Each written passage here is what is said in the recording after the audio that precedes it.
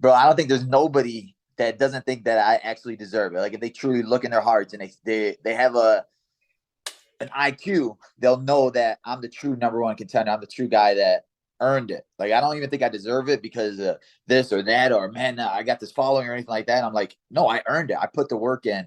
I put the time in. I fought every single person they put in front of me. I fought backwards my last one when I didn't want to, and they forced me to, and then I still beat this undefeated kid, and it was by finish.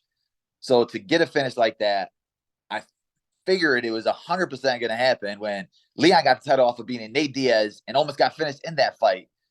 And it just like really doesn't make sense. You're going to give it to Kobe, who almost got finished by Masvidal, who's on a 2-fight losing streak before that. Like, how you not going to give it to the guy who's on the longest winning streak in the division, the guy that beat 4 ranked guys that were in front of him? I was an underdog in every single one of those fights, and you're going to tell me that, man, it just no, I don't think it makes sense yet. It doesn't.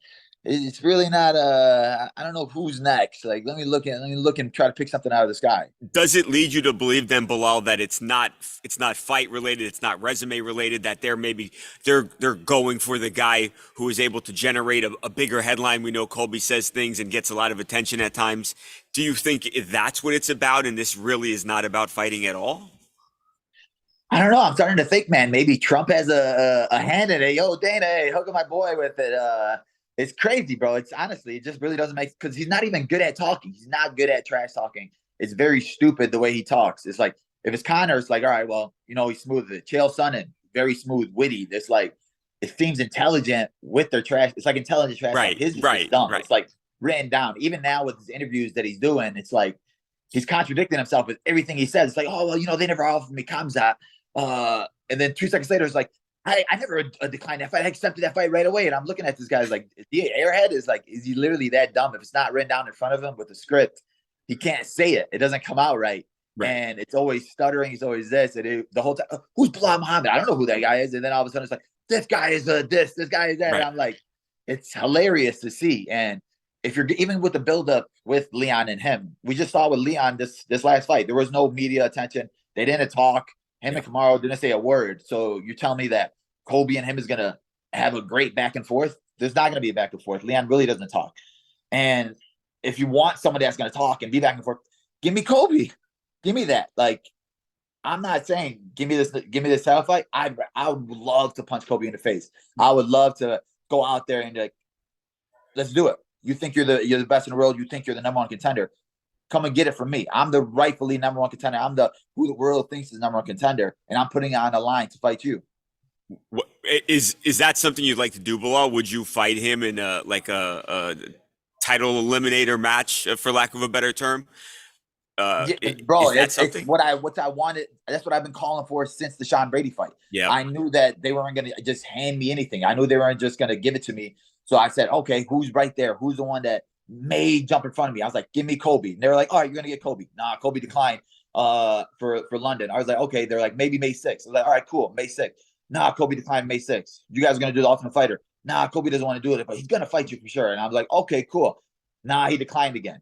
So he just keeps declining it. So then I figured for sure, all right, I was asking for the fight. I wasn't sitting there saying like, let me pull what these other guys did and sit out and not fight and sit in my place. I'm like, no, let me fight the guy you think is next. I was like, give me Hamza. No, he's going up to middleweight. So Wow. there was nobody else that deserved it but me. And now that the world is saying this is a joke, this is crazy, this is stupid, all right, let's put it on the line. Me against Kobe. We could do it in July. We could do it in June. You just weighed in. You had a full camp. Don't waste that camp. You just all you did was step on the scale. Let's put it to work right now. I can make weight tomorrow. I'm not a guy that stays out of the gym. I'm in the gym every single day. So if you really do think you're the best, if you're really the man, let us fight. Winner gets Leon at the end of the year because champions only fight twice a year at most anyway. He just had his fight. Let him go on his victory parade. Let him see how the division is going to play out.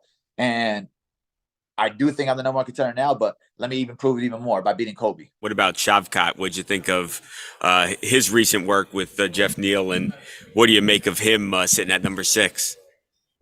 I mean, it was a crazy fight. It was really good. I was in the audience. He looked dominant. Not dominant. It was back and forth, and he showed a lot. It was kind of like the Gilbert Burns and Hamza fight where you couldn't really get a good read on who this kid was because he was dominating everybody. Then he goes in there with somebody tough like Jeff Neal, and they go to war. And you're like, this kid not only has dominant submissions, dominant striking, it's like now he has heart too, and he has grind, and he's gonna push through it for sure. One of the toughest guys in the division, and it's like I said, it's like on my resume, what do I have? I have guys that fought for the title and Damian Maya and Wonder Boy. I have guys that were weighed in as a backup and Luque. And then I had just beat the hot prospect and Sean Brady. So it's like, why am I going to have to go down and fight downward again to fight another hot prospect? You're like, really doesn't make any sense. Like, why am I the only guy fighting backwards? Right. When there's guys ahead of me that aren't fighting at all? Great question. It does go to show how crazy this division is, though, and like I said, we could be the most scary. I figured we had a moment where we were like one of the most hottest divisions, but then it's like for some reason the champions always do rematches or fights that really don't make any sense. It's like starting to become crazy because it's like recycling the same fighters in the same. Colby's fighting 3 times for the belt out of 5 fights. It's like, why are you guys trying so hard to make him a champion? It makes no sense.